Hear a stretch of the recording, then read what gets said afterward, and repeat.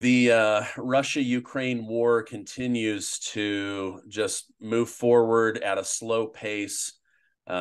People dying every single day for this NATO-led proxy war.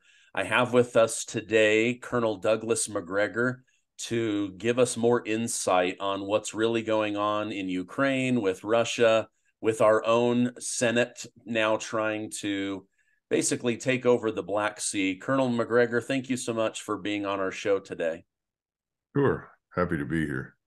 So, over the past few weeks, Ukraine more and more is ramping up their attacks within Russia, specifically targeting Moscow.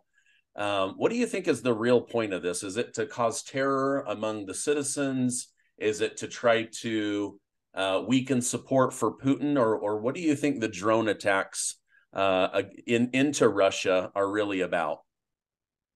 I would regard what the Ukrainians are doing at this point, and I really should say the Zelenskyy regime, what it is doing, is committing acts of desperation, and they're in terrible condition right now. I received some interesting overhead imagery that was sent to me about Ukraine, and it was very interesting because the overhead imagery depicted 123,000 freshly dug graves in Ukraine for Ukrainian soldiers, and talked about 400,000 dead Ukrainian soldiers. This was kind of shocking to me. I had always believed that it was at least 300,000 to 350,000 dead, but I had not seen this assertion. And this comes from a very reliable source. And the idea of more freshly dug graves is deeply disturbing because we see more and more evidence that the Zelenskyy regime insists on throwing away lives in these pointless attacks on Russian defenses simply as a way to try and persuade people in the West that they are in good shape, they're still fighting, and that we should continue to support them regardless of whatever else they hear. That's a terrible price to pay, and I don't think Ukraine can pay it much longer.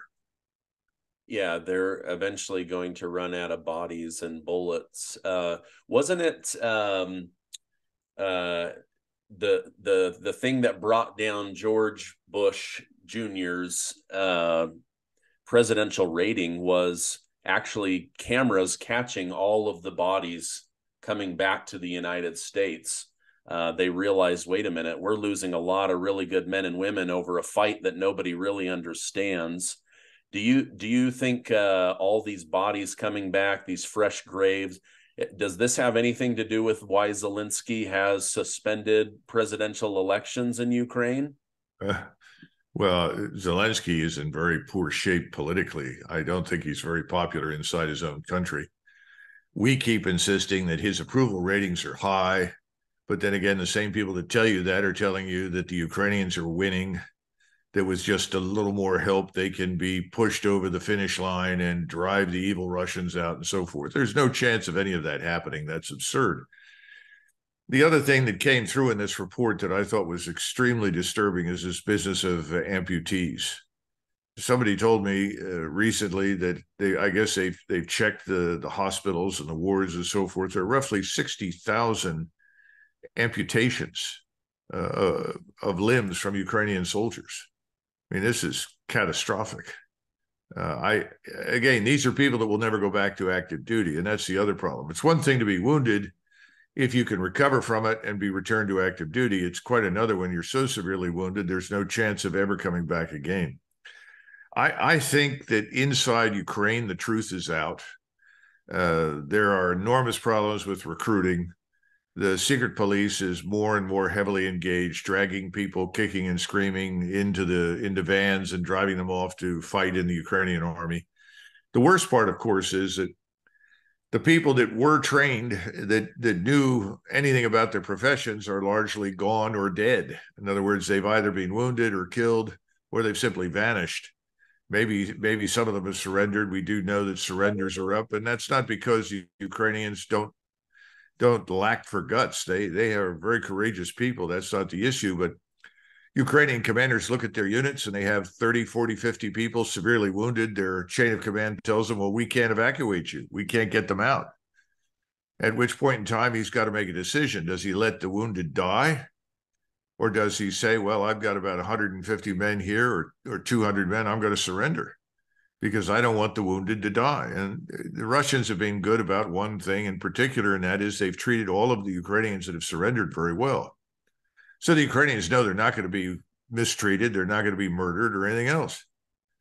All of these things point to an imminent collapse of the Ukrainian military. And one would expect something similar eventually with the government. And I don't know what happens next, but I can't imagine anything good happening, because the notion that we can continue the aid and that somehow or another there'll be a magical turnaround is just nonsense. Yeah. The one thing that is concerning that you and I spoke a little bit about before hitting record is you have people like Senator Mitt Romney of Utah pushing forward a new legislative bill to basically hijack and take over the Black Sea. Can you tell us more about that? Because it's pretty concerning. Well, this is unfortunately pretty typical for the Washington political class. Let me explain something. There's a thing called the Montreux Convention. It was signed in 1936 in July, went into force in November. This convention gives enormous authority, with good reason, to the Turks, who control the Bosporus, the Straits. And effectively, it says that warships, first of all ships that are involved in commercial practices, in other words, moving freight, moving cargo, they can all pass without interference. There will be no disruptions to commercial traffic. However, it says if the Russians, for instance, want to move vessels through the Straits, they can move a certain number through, and then those vessels at some future point, if their home port is in the Black Sea, they can come back through. But that otherwise, foreign ships from the Royal Navy, the United States Navy, from any of the NATO navies, they can't move more than 21 ships through there.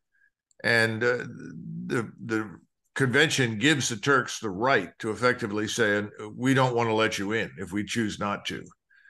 At the same time, they can turn to the Russians and refuse them re-entry. If they say, well, the ships that you brought out are not really home ported in the Black Sea, then you can't return your ships to it. Russians had some aircraft carriers, not aircraft carriers as we understand them, that weigh 100,000 tons. These are much smaller, but nevertheless, they carried helicopters and missiles and so forth. And they had been built in Sebastopol in the Black Sea, but they were not home based there. So when they tried to return these ships, the Turks told them, no, you can't do it. And so they had to take other routes to get where they needed to go. I think most of them sailed around to Vladivostok, some sailed up to the Baltic. But what the senator wants to do is he wants to create a permanent U.S. naval presence in the Black Sea. Well, I think under the terms of the convention, that's probably impossible. In other words, the Turks aren't going to let large numbers of U.S. naval ships, combatant ships, into the Black Sea. That's number one. Number two, in addition to the Montreux Convention, you have the Russian view of the Black Sea, which is it's a Russian lake. They look at the Black Sea the same way we look at Lake Erie or Lake Michigan. These are inland lakes that we control. If it were possible for Russian warships to sail down the St. Lawrence Seaway and into the Great Lakes, I'm quite certain that the American people would be very concerned about that and would object to it. Well, you have a similar attitude in Russia. So I think what's happened here are two things. First of all, this is an opportunity for senators to grandstand, to make irresponsible recommendations, to push through legislation that is meaningless, that has no chance of being implemented. And then secondly, no admiral in the United States Navy in his right mind would send large combatant vessels into the Black Sea, because it is in strategic terms a puddle. You can't hide anything in the Black Sea. There's nowhere to retreat. So anything that goes in there that from the United States Navy or other NATO navies can easily be identified and sunk. So I guess what I'm saying is that this is more hot air from one of the larger windbags in Washington, Mitt Romney. And people need to pay attention to it, because it's this kind of stupidity. It's not really stupidity as much as it is arrogance and self-importance. can put a lot of American sailors, Marines, soldiers, airmen at risk unnecessarily. And this is an example of where if foolish admirals exist and want to try and push their way through, they may be able to do it. I don't know, but I still don't think the Turks would sign on for it, and they ultimately control the straits. Yeah. Well, I can tell you from living in Utah, I don't believe Senator Romney will be Senator Romney next year, but different story. Thank you for helping us better understand that. Yeah, the Black Sea just is not as big as many would believe, and you put something big enough, it just becomes a target. Now, you had put out a new article, and I've been reading that Poland is getting very on edge about the Wagner mercenary group doing Belarusian armed forces training close to their border. Does Poland have a reason to worry about Belarus? And secondly, in the article that you authored, you suggested that Poland might be eager to jump into this Ukraine conflict because they believe ultimately Washington, D.C. would back them. Can you give us an idea of what's going on in Poland and also why you think Poland may be getting braver in their desire to push into Ukraine? Hey there, it's Stephen Gardner. I'm sorry to interrupt this important interview, but for a limited time, I'm able to give you a free trial to a company named Aura.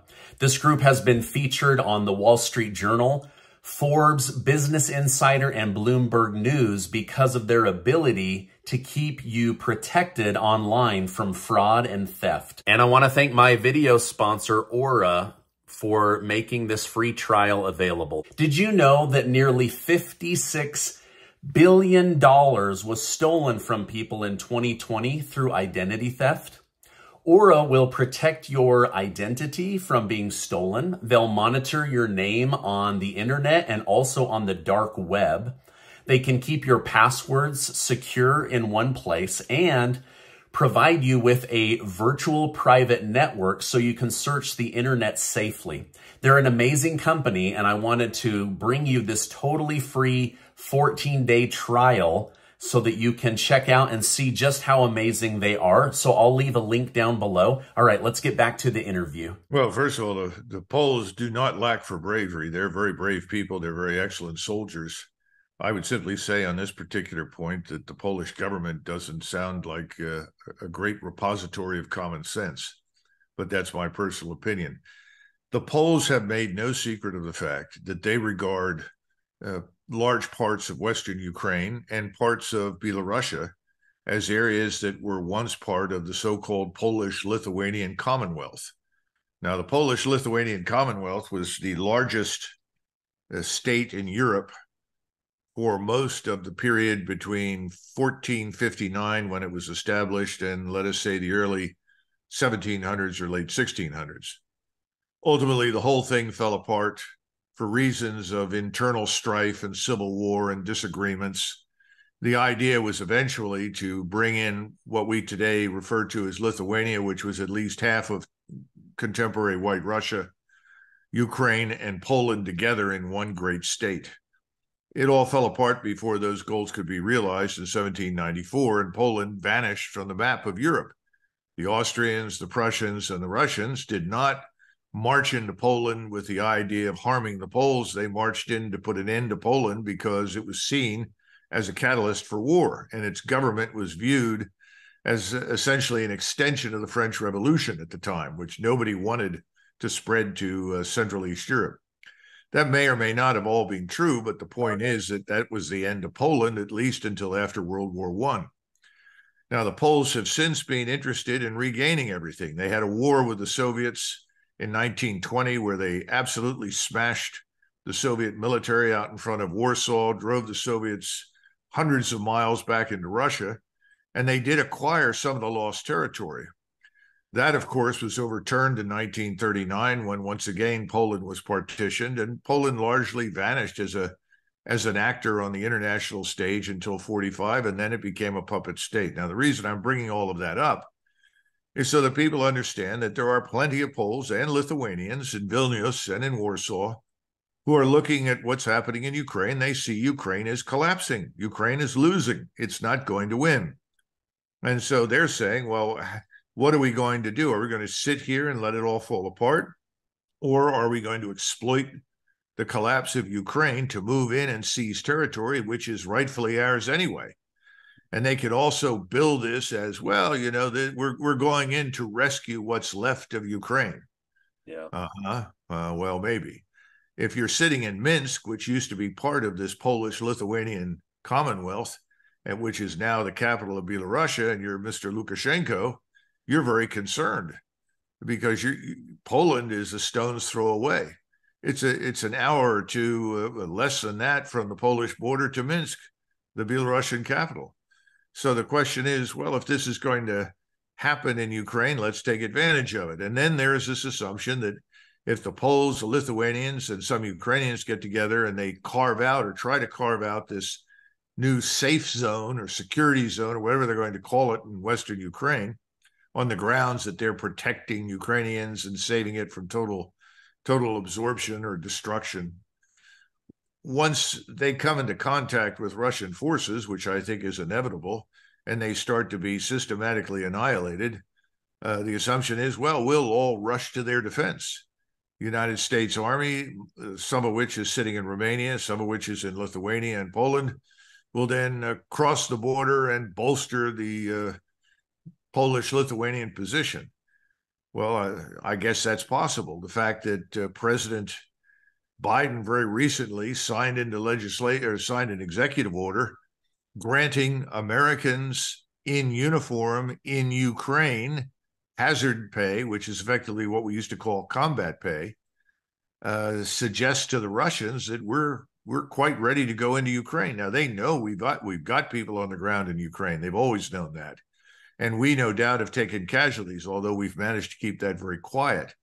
But the point is, if you juxtapose all of these things together, you're sitting in Moscow, you say, well, I guess it's a good thing that we've held 300,000 Russian combat troops in reserve, because we can always use those if these crazy people in NATO and Washington decide to go into Western Ukraine.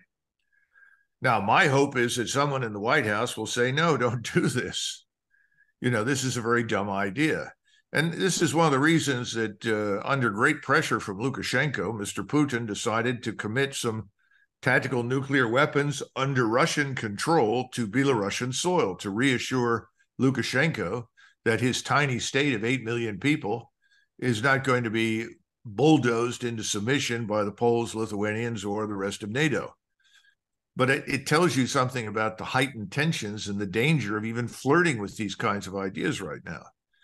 So the Poles seem to think that they and the Lithuanians, with some sort of mixed force, picking up some Ukrainians, might be able to do this. And you'll recall that General Petraeus, back in the fall, talked about a quote-unquote coalition of the willing that could suddenly be put together from willing NATO forces. We've done this coalition of the willing nonsense in NATO for years because NATO is never, ever united on everything. It never has been. You can't get 32 nations to sign up for almost anything at one time. So you're herding cats to begin with. So you start talking about the coalition of the willing that goes into Bosnia, coalition of the willing that goes to Iraq, the coalition of the willing that does X, Y, and Z. But this now looks like it could be a reality if you're sitting in Moscow. And whether or not it is, it's hard for us to tell because you still have people in London and Washington primarily exhorting the Ukrainians to keep fighting when it makes no sense to do so. And you don't know if privately they're encouraging the Poles, Lithuanians, and others to take a hand in all of this. I don't know. I just know that I think it's the wrong action. It's very dangerous. It could not only extend the existing war, but then you run the risk of regionalizing the war. Because as soon as the Poles and the Lithuanians, for instance, step into Western Ukraine, they become targets, not just the forces in Western Ukraine, but all the sites in Poland, inside Lithuania. You'll recall that very recently, last week, the town of Reni, that is on the river that borders Ukraine and Romania, a port on that river. This is obviously hundreds of miles to the west. This is right on the border with Moldova and Romania. this port city was being used to offload equipment for the Ukrainians and also to pick up things, including grain, I suppose, from Ukraine and move it out to the Black Sea. The Russians virtually destroyed the entire port facility. They did so with missiles that are almost 1,000 miles away. So this was a great signal to us. If you think that you're going to be able to move with impunity into Western Ukraine and pay no price for it, that's not going to happen. And the last thing we need is for Russian missiles to fall on sites in Poland where our troops are currently billeted. And our troops are in wide open. They're exposed. They're not difficult to find, and they're not difficult to strike. Yeah. Wow. Yeah, that'll grab your attention, being able to hit a target 1,000 miles away. Independent journalist Max Blumenthal came on my show last week. He talked about how he calls them the Beltway bandits there in DC, how they're privately saying, we need to end this war. This is awful. We support Ukraine. And yet privately, they're making millions and millions of dollars off of this war by being contractors and connected to the military industrial complex. Do you think there's truth to what Max Blumenthal is saying, where there's this double standard of publicly saying, oh, we need to really support these guys, but privately, they would love this war to go on because they'll get another beach house or another $1 million in the bank? What are your thoughts on that? Max has really studied this much more than I have. And my experience with Max Blumenthal is that if he tells you something, you can take it to the bank. You can drive through Great Falls and McLean and all these various suburbs, go over to Potomac, Maryland, and yes, you can see all the mansions rising, the lucrative rewards for being involved in pushing this war and pushing this, what I call a cash and equipment swap, where we say we're sending $1 billion worth of equipment to Ukraine. Well, the equipment tends to show up, although a lot of it obviously disappears into the black market, perhaps as much as a third of it or more. But the cash really doesn't get to Ukraine. It's sort of laundered from Congress over to the Defense Department into the military industries. And then, of course, a lot of it finds its way back in terms of profits to people who are shareholders in the industries or working there, or frankly, in the form of campaign contributions to political action committees and so forth. So he's absolutely right. I don't know the details, but I think he's absolutely right. The larger issue here, of course, is that there is now discussion behind the scenes of, well, maybe we should get out of this before this gets worse. There are people saying that in the White House, the Department of Defense, and the Department of State, but there's chaos. We've never had a coherent strategy.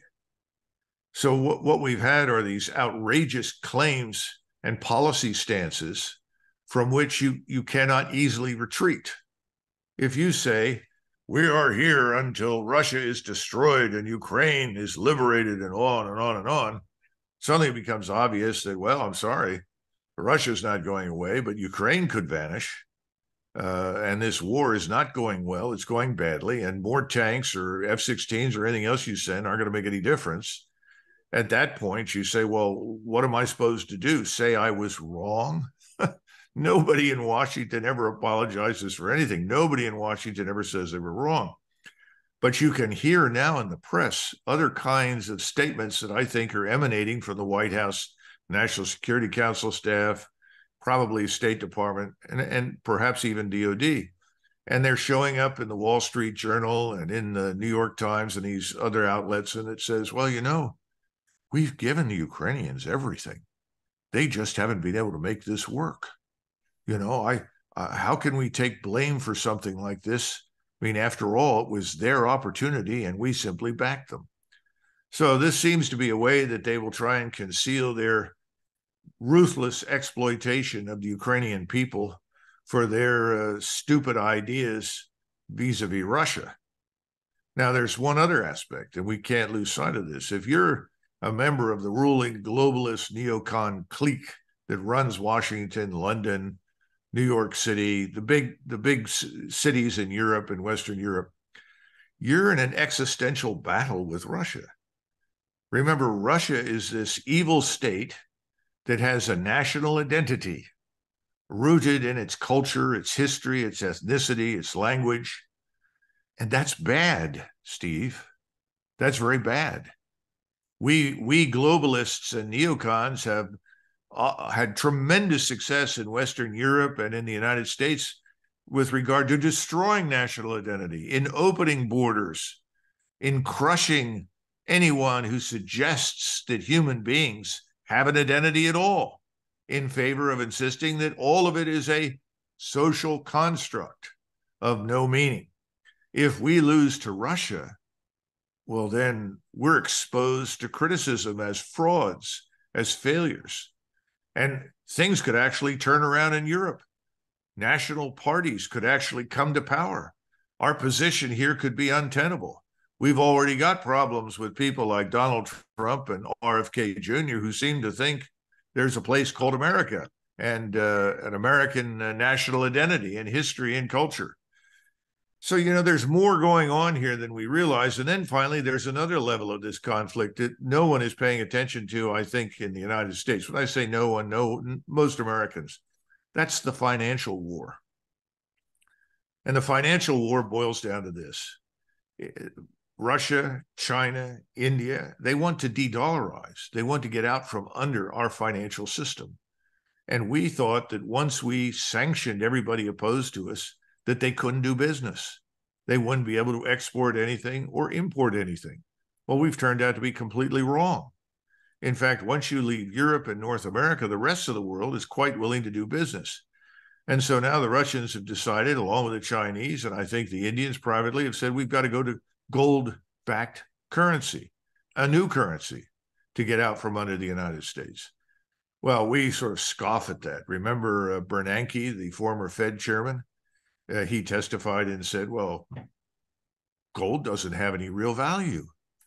And somebody said, well, then why do all the banks maintain it? He said, well, it's a tradition.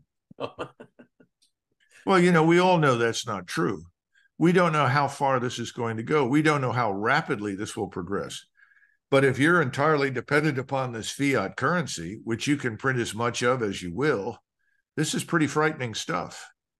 And we haven't seen the economic collapse that we anticipated and forecasted in Europe, in Eastern Europe and Asia. It's not going to happen. Yeah.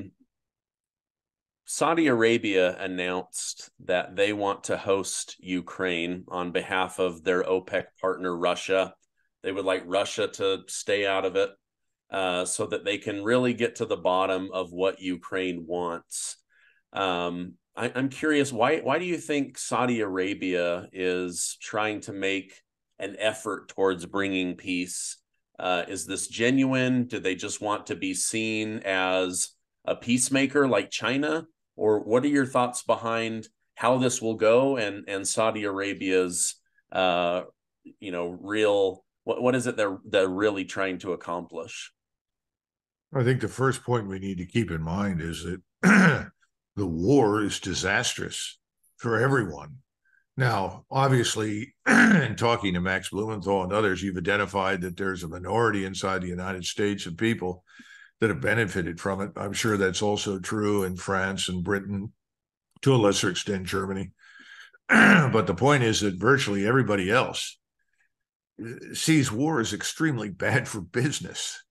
The Chinese have wanted this to end for a long time. You can't pursue your one belt, one road, which effectively creates amazing connectivity between the Pacific and the Atlantic that runs through Europe.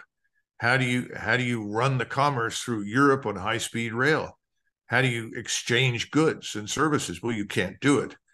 So I think it's genuine because I think the Saudis don't see any benefit to them of watching this disaster unfold.